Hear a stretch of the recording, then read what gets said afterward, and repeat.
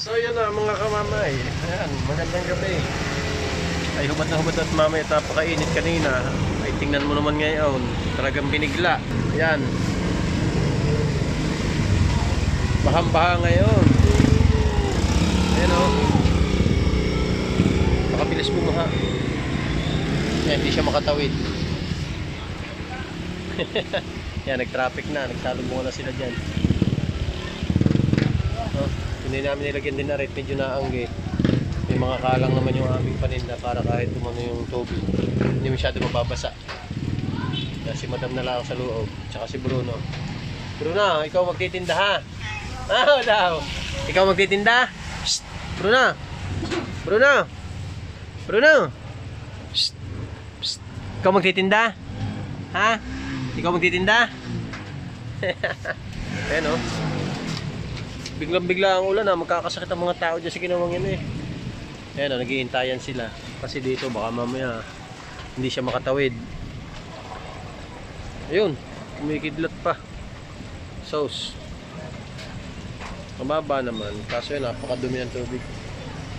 Napakadumi ng tubig. Ayan o.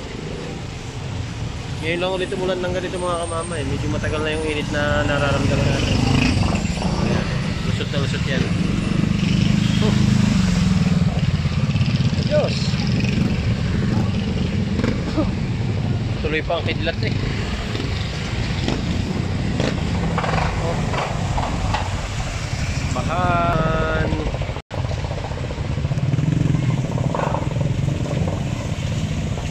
Kawawa naman ang mga nadaan.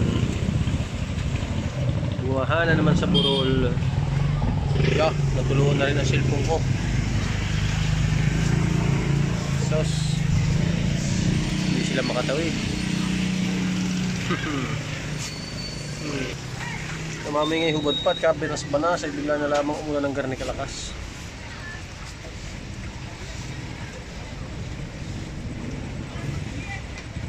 Naku po, put away ho. Dumi ng tubig. Hindi ba tinanong isa kung siya hindi papasok.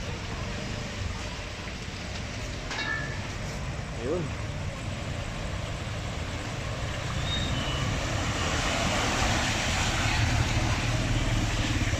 Yan!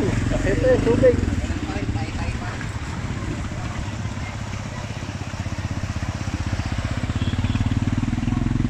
Ayos.